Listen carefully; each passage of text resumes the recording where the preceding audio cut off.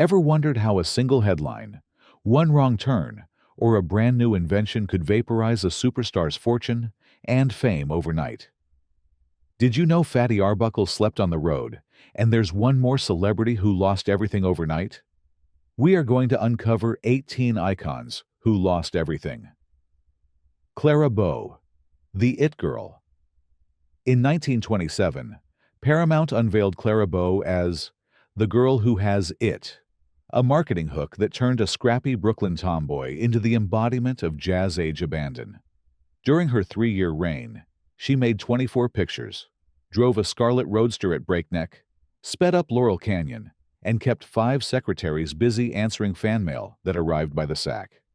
Reporters, tipped by studio publicists, followed her from the Montmartre Café to late-night poker games, publishing breathless tallies of bows and wardrobe changes.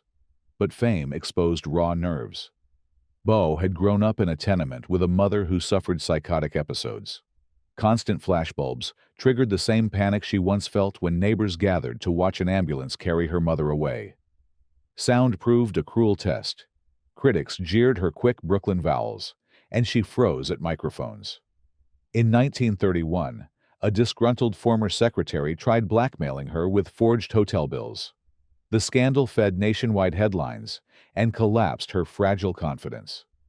Diagnosed with what modern clinicians would label social anxiety disorder, Bow walked off the kick-in set, surrendered her $5,000 a week contract, and entered Glendale's Institute of Neuropsychiatry. One farewell film for Fox followed, then marriage to cowboy star Rex Bell, and retreat to a Nevada ranch. By 1949, she lived alone above a Sunset Strip beauty parlor. Convinced photographers still lurked in the alley. Rudy Vallee. Rudy Vallee's liquid tenor, amplified through a megaphone on NBC's Fleischman Hour, created the first modern teen frenzy. Traffic jams outside theaters, fainting spells, and weekly fan mail mountains. The Maine-born saxophonist crooned novelty hits like "My Time Is Your Time," offering Depression-era listeners an oral hug. Yet the very medium that made him, radio, proved fickle. By 1935, electric microphones favored deeper, more conversational voices. Bing Crosby's relaxed baritone, wedded to swing's hotter pulse, sounded effortlessly modern. Sponsors told Vallee they wanted rhythm, not whispers. Record sales slumped, and theaters that once paid $10,000 a week began booking him for a quarter of that. Ever resourceful, he pivoted to film cameos and Broadway farce, parodying his own past as the man who launched 1 million squeals. Still, the hysteria never returned. He joked he went from the voice of romance to the voice of Oldsmobile commercials in under 5 years, a wry acknowledgement that technology can crown and dethrone with equal speed. Buster Keaton. Buster Keaton's silent masterpieces, The General, Sherlock Jr., Steamboat Bill Jr., were crafted in an atmosphere of total autonomy. He wrote, directed, edited, and performed hair-raising stunts that left preview audiences gasping. In 1928, lured by a $3,000 a week salary and MGM's promise of stability, he signed away that freedom, later calling it the worst mistake of my life. Studio accountants replaced his improvisational sets with rigid shooting schedules.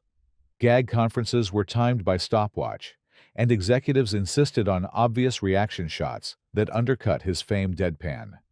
Even worse, they assigned stunt doubles, robbing scenes of authenticity. Dispirited, Keaton began drinking during lunch breaks, missed call times, and in 1933 was quietly released. Creditors auctioned his Italianate Beverly Hills home. His beloved camera collection fetched pennies. For the next decade, he wrote uncredited gags, often for the very comedians who had idolized him, for $100 a week. Only in the 1950s did European critics revive his reputation, hailing him as the chaplain of intellect. But the lost creative prime could never be reclaimed. Fatty Arbuckle.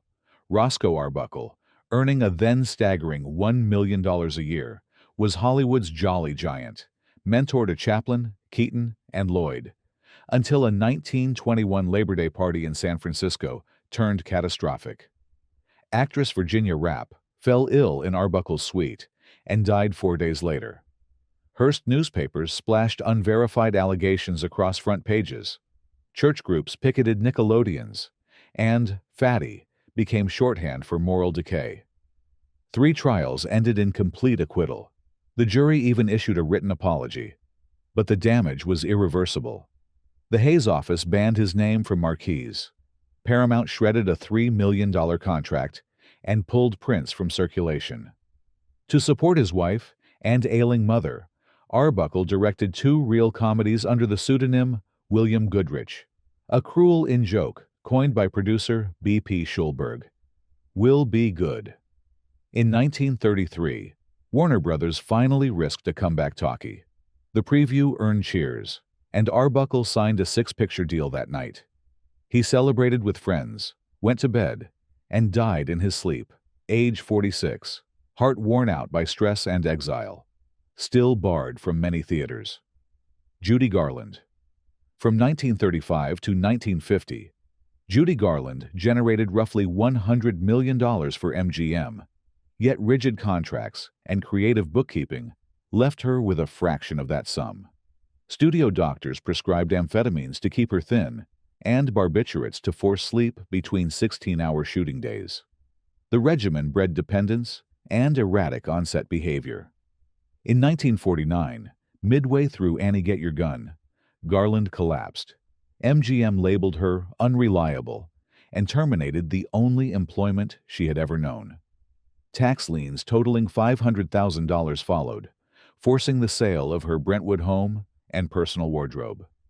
A triumphant 1961 Carnegie Hall concert album briefly restored solvency, but divorce settlements, hospital stays, and entourage expenses devoured the profits. By 1968, she was performing London nightclubs for £100 a show, often fainting mid-set. When she died the next year at 47, her checking account contained under $100, a brutal epilogue for the girl who had once promised us we'd find a land over the rainbow. Errol Flynn. With Captain Blood and the Adventures of Robin Hood, Errol Flynn personified dashing heroism, fencing with panther-like grace, while quipping through a devil-may-care grin. Off-screen, he lived the part: yachts, polo ponies, and champagne breakfasts. In 1942, 2 underage accusers alleged misconduct aboard his yacht, Zaka. The sensational trial ended in acquittal, but the phrase "in like Flynn" became shorthand for scandal. Insurance underwriters tripled his premiums. Warner Brothers quietly shortened contract options. Wartime audiences turned to earnest heroes, and exhibitors complained that mothers barred Flynn's pictures. Mounting IRS liens forced him to sell the Zaka and his Mulholland estate. By 1958, he was renting a modest flat in London, taking Caribbean B-movies, and narrating travelogues to pay bar tabs. When he died at 50, an autopsy listed malnutrition alongside heart disease, startling proof that Hollywood's swashbuckler had fought his final duel against debt and drink. John Gilbert. Dubbed the Great Lover, John Gilbert's smoldering stare ignited audiences in The Big Parade and Flesh and the Devil. Yet as talkies dawned, MGM previewed his glorious night to Snickers. Florid dialogue and exaggerated microphone technique made even his admirers giggle. Rumors spread that Gilbert's voice was squeaky, though surviving discs reveal a perfectly serviceable tenor. Insiders pointed instead to a feud with Louis B. Mayer, who allegedly ordered subpar scripts to humble his rebellious star. 2 completed pictures were shelved. Exhibitors, sensing trouble, canceled bookings. Gilbert's pride wounded. He drank heavily, married and divorced actress Ina Claire, and saw his engagement to Greta Garbo dissolve under tabloid glare. In 1934, at 36, he tried a comeback opposite Garbo in Queen Christina, but MGM buried his billing. A heart attack claimed him 4 years later. Probate records showed $5,000 in assets, barely enough to cover funeral costs for the man once considered Valentino's heir. Barbara Payton.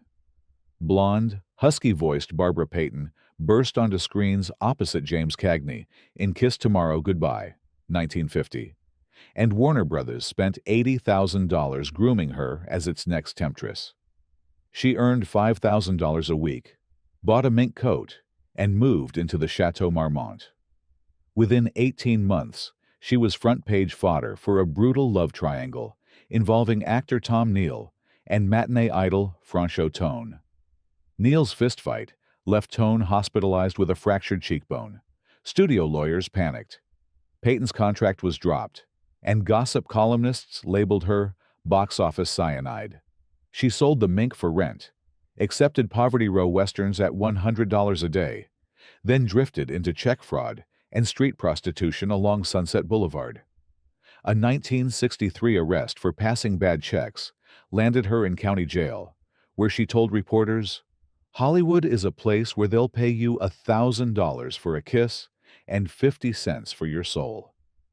She died of liver failure at 39. Her estate inventory listed $185 and a pawn ticket. Karl Dane. Karl Dane, a towering Danish immigrant with an infectious grin, stole scenes in King Vidor's The Big Parade and became MGM's go-to comic sidekick, earning $1,500 a week. But early sound microphones were unforgiving, turning his thick Copenhagen brogue into muffled syllables. Executives slashed his salary to $40 a week as an extra. Scripts shrank to one-line gags. Audiences struggled to understand. Refusing to quit, Dane invested savings in a hot dog stand outside the studio gates, banking on fan loyalty. The venture folded within 6 months. Customers felt awkward, buying snacks from a fallen idol. By April 1934, he faced eviction from his modest West Hollywood apartment. He pawned his World War I service medals for $6, wrote a farewell note, and took his own life at 47. The studio sent a wreath, but no representative to the funeral. Stark proof of how swiftly Hollywood forgets yesterday's laughter. Agnes Ayres. Agnes Ayres achieved instant fame opposite Rudolph Valentino in The Chic, 1921. Her almond eyes and regal poise epitomizing exotic romance. Flush with earnings, she invested on Wall Street, buying stocks on margin like many of her peers. The 1929 crash wiped out her portfolio overnight. Brokers called in loans she could not cover, forcing the sale of her Beverly Hills mansion and prized Art Deco jewels. Meanwhile, talkies demanded vocal versatility she lacked, and Paramount offered only society matron bits. Ayres tried real estate ventures that fizzled and briefly toured on the Chautauqua lecture circuit, recounting the Valentino days. But audiences had moved on. She spent her final years in a one-room apartment near MacArthur Park, caring for an elderly mother and relying on motion picture relief fund stipends. When she died at 48, obituaries ran below the fold, a sobering reminder that even Valentino's leading lady could be erased by market crashes and microphone tests. Florence Lawrence. Florence Lawrence is often revered as the world's first film actor to be publicly identified by name. In early cinema, actors were typically uncredited. Studios believed that making performers famous would give them bargaining power for higher salaries. Eventually, producers recognized that promoting star personalities could elevate ticket sales, and Florence Lawrence became a beneficiary of this shift. She quickly gained a vast following, driving audiences to see pictures simply because she starred in them. However, her pioneering status did not ensure lasting security. Industry norms were changing so quickly that it could be tough for even a trailblazer to remain relevant. Over time, the better-paying offers declined, and she reportedly made a series of investment and business decisions that did not fare well, resulting in financial difficulties. She also grappled with health challenges that limited her ability to perform. In a system that offered minimal protections to performers, this spelled trouble. Though not always recognized in mainstream conversation, Lawrence's career had soared higher than anyone of her generation could have predicted. Yet the new wave of studios and bigger budget productions soon overshadowed many early stars. In addition, the novelty she initially represented began to wane. As the film industry expanded, numerous new faces emerged, offering diversity in acting styles and looks. The public's attention shifted away from the older generation of actors, often with little regard for their foundational contributions. In what felt like the blink of an eye, the enormous admiration and financial stability Florence once enjoyed vanished. While she did attempt returns to the screen, these efforts often met limited success. The industry's unstoppable forward motion left little space for nostalgic comebacks. Although she set the blueprint for modern stardom, paving the way for promotional strategies that benefit modern celebrities, she became yet another cautionary tale. Being first does not always guarantee being secure. Sometimes it means facing pitfalls that the system hasn't learned to circumvent or address. Baby Peggy, Diana Sarah Carey. Baby Peggy, born as Diana Sarah Carey, was arguably one of the most famous child stars of the silent era. She began her career at just a few years old, mesmerizing audiences with her wide-eyed innocence and remarkable comedic instincts. By the time she was 5, she was reportedly earning vast sums and endorsing an array of products, from dolls to food items. Yet, Baby Peggy's incredible stardom was controlled by the adults around her, specifically her parents and studio executives. Like many young entertainers, she had little say in how her finances were managed. It was a period in Hollywood before significant rules existed to protect a minor's income. Parents held the strings on deals and, whether intentionally or not, could deplete a child star's earnings through unwise investments or excessive spending. As she grew older, her appeal as a wide-eyed toddler with comedic flair shifted. Offers began to slow, and her family's financial miscalculations came into stark view. Suddenly, Baby Peggy went from having a bright future laid out for her to facing the reality that she had very little money left. Adding to that sense of a swift downfall was the fact that as soon as silent films took a backseat to talkies, demand for her earlier style of performance vanished almost entirely. Hollywood was consumed by the novelty of sound, and with many new child stars also flooding the market, Baby Peggy's brand of entertainment was no longer in vogue. She found that the public interest in her had dissipated nearly overnight. Out of necessity, she eventually moved away from the film industry, reinventing herself in later life as an author and film historian. Although she lived a long and thoughtful life beyond her years as Baby Peggy, the abrupt end to her child stardom stands as a sobering reminder that immense fame at an early age can be ephemeral. Without robust systems to safeguard their financial interests, child stars could, and still can, find themselves left with only memories of success and a cautionary story about how quickly fortunes can fade. Mickey Rooney. Mickey Rooney's performing career spanned almost the entire 20th century. His boy-next-door exuberance and remarkable versatility earned him accolades from the 1930s through the 1940s, peaking with the wildly successful Andy Hardy series. From comedic roles to dramatic portrayals, and even dabbling in singing and dancing, Rooney seemed capable of everything. By his late teens, he was one of MGM's biggest box office draws, sharing the screen with the likes of Judy Garland. Financially, he faced repeated hardships. Sources indicate that a combination of imprudent financial decisions, exploitation by some close associates, and personal lifestyle factors led him toward multiple bankruptcies over the years. In one sense, it wasn't so much a single, overnight downfall as a cyclical pattern of fleeting resurgences followed by financial crisis, though, at times, it certainly appeared abrupt to outsiders when news headlines would reveal that a legend like Rooney was in dire monetary straits again. The heartbreak of his situation was that he had earned millions over a storied career, yet his net worth at the time of his passing was modest.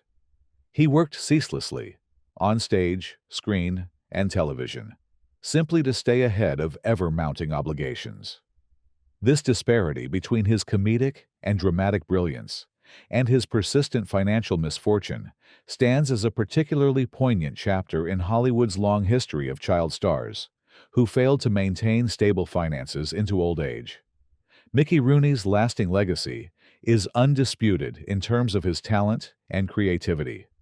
Still, the dizzying tumble from top-billing star to facing economic uncertainty underscores the precarious nature of show business. Fame doesn't always translate into financial security, especially when personal and professional decisions, along with outside influences, erode the very foundation that years of hard work and success once built. Mary Nolan. Mary Nolan, who initially captured attention as a performer in the famed Ziegfeld Follies under the name Imogene Bubbles Wilson, was another silent-era figure who seemed destined for great heights. Her move from the stage to film in the 1920s presented a thrilling opportunity. With her dancing expertise and a striking presence, she had a real chance of making it big in Hollywood. However, as with many rising starlets, the blend of quick success and the intense atmosphere of show business generated challenges. Mary became entangled in personal complications that overshadowed her professional accomplishments. Public controversies related to her personal associations, along with the rumors swirling in Hollywood's gossip circles, caused difficulties in securing consistent top-tier roles.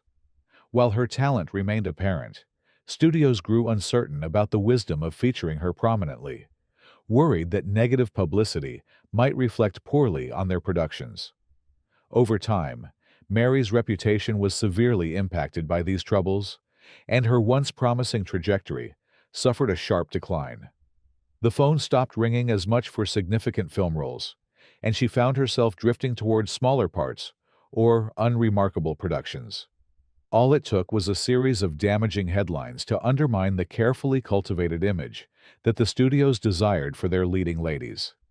Behind the scenes, she endured further upheaval, which also took a toll on her ability to preserve the lifestyle she'd grown accustomed to. One day, it seemed she was on the cusp of stardom. The next, she was struggling to remain relevant. This sudden shift was especially noticeable in a Hollywood that was increasingly less forgiving of personal controversies. Ultimately, Mary Nolan's life ended too soon, leaving behind unfulfilled potential. Her story exemplifies the fleeting nature of success for those who operate in the demanding space where image, talent, and personal decisions collide. When any of those factors falters in a high-pressure environment, the result can be a precipitous drop that few see coming until it's too late. Mary Nolan's downfall, like so many others on this list, underscores how slender the thread of stardom truly is. Pauline Frederick. Pauline Frederick stood out in the early 20th century, not just in silent films, but also on stage. Her sophisticated presence and commanding portrayal of complex characters won her critical acclaim. Transitioning from theater to film, she established a compelling body of work, often depicting strong, dramatic women whose emotional depth resonated strongly with audiences. Despite her success, financial instability loomed throughout her career. She was known to have a penchant for luxury, and multiple marriages added complications to her personal life. In 1933, she reached a breaking point and publicly filed for bankruptcy. The combination of personal circumstances and the broader challenges of the Great Depression era created a perfect storm that undermined her ability to remain financially secure. While she continued to find acting opportunities, they were less frequent and less prominent than in her earlier days. The studios, grappling with their own economic dilemmas in the 1930s, were disinclined to offer leading roles to someone deemed past her prime or overshadowed by younger faces. Pauline's sophisticated style, so effective in silent dramas, faced stiff competition in a new age that often showcased faster pacing, comedic elements, and fresh star power.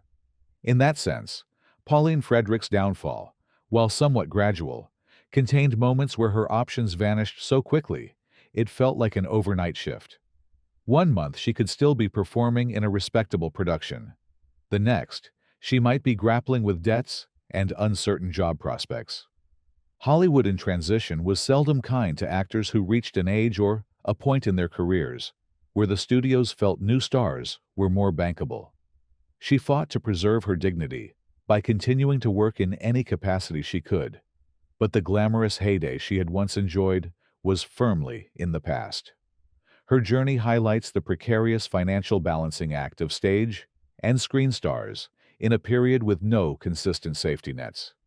The line between opulent living and crippling debt was perilously thin. Frederick's experience encapsulates how a public figure celebrated for talent and poise could also see her fortunes reversed with stunning speed. Burt Reynolds. Burt Reynolds was one of the most prominent leading men from the 1970s through the 1980s, starring in blockbuster films like Smokey and the Bandit, Deliverance, and The Cannonball Run. His affable, magnetic screen presence made him a genuine box office draw, often attracting massive audiences eager to see him helm action comedies or intense dramas. He wore multiple hats: producer, director, and even part-time nightclub proprietor. Reynolds reveled in the perks of success, making headlines for his lavish lifestyle and high-profile romances. In the early 1990s, Burt Reynolds officially declared bankruptcy, citing debts that reportedly exceeded $10 million. This event marked a stark contrast from the high-rolling lifestyle he had once projected, a life that had included mansions, sports cars, and a string of successful restaurant investments that later soured. This abrupt shift in fortune was highly publicized, startling fans who had always perceived Reynolds as comfortably on top of his game.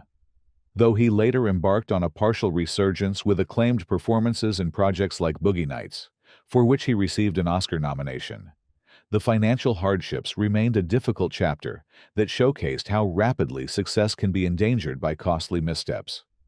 Reynolds did continue working, both to maintain his creative passions and to manage mounting debts. The once unstoppable star power had dimmed, however, and the era in which he was among Hollywood's highest-paid actors had vanished seemingly overnight. Burt Reynolds' story underscores the ephemeral nature of wealth in show business. Even with an enduring fan base, major hits under his belt, and an iconic presence, a confluence of personal, professional, and economic challenges can bring about a swift descent. His is a tale of both enormous triumphs and humbling setbacks. Yet, throughout his trials, he retained the wit and charm that had made him a star, illustrating that while fortunes may rise and fall, a genuine spark of talent and charisma often endures in the hearts of fans. Bela Lugosi. Bela Lugosi earned just $3,500 for Dracula, 1931, and no royalties. Universal viewed him as a replaceable character actor. Typecasting and anti-immigrant sentiment limited roles to ghouls and mad scientists. To ease World War I leg pain, doctors prescribed morphine, sparking addiction. By 1955, he declared bankruptcy, listing $1,900 in furniture and unpaid hospital bills. Enterprising director Ed Wood paid Lugosi's grocery tabs in exchange for random footage, Lugosi stalking his front lawn with a cape, that Wood later spliced into Plan 9 from outer space. Lugosi entered the first celebrity rehab on record, emerging clear-eyed but unemployable. He died in 1956, owing Cedars of Lebanon Hospital $1,000, buried in his Dracula cape, forever bound to a role that made him famous, yet left him penniless. Tellegen. Dutch matinee idol. Tellegen once received 10,000 fan letters a month, his profile chiseled enough to inspire a sculptor's bust in Central Park. A 1929 house fire scarred his face. Desperate to salvage looks, he underwent experimental plastic surgery that left visible ridges. Talkie voice tests revealed a thick accent studios deemed unmarketable. Divorces from opera star Geraldine Ferrar and dancer Nina Romano drained finances, and the Depression erased stage bookings. On October 29, 1934, he borrowed a friend's mansion bathroom, powdered his face, slicked back graying hair, and, standing before a mirror, stabbed himself 7 times with sewing scissors. Newspapers dubbed it his last performance, a macabre headline for a man whose charisma once filled the Hippodrome. Creditors discovered assets so meager, friends had to pool funds for cremation. Final proof that applause cannot be deposited when the curtain falls. These stars' falls from grace remind us that fame is fragile. Whether felled by scandal, shifting trends, or self-destruction, their legacies endure as cautionary tales. Behind Hollywood's glamour lies a relentless machine, one that elevates, exploits, and often discards. Their stories aren't just about loss, but resilience, hubris, and the human cost of stardom. Thanks for watching. Don't forget to subscribe for more deep dives into history's hidden chapters.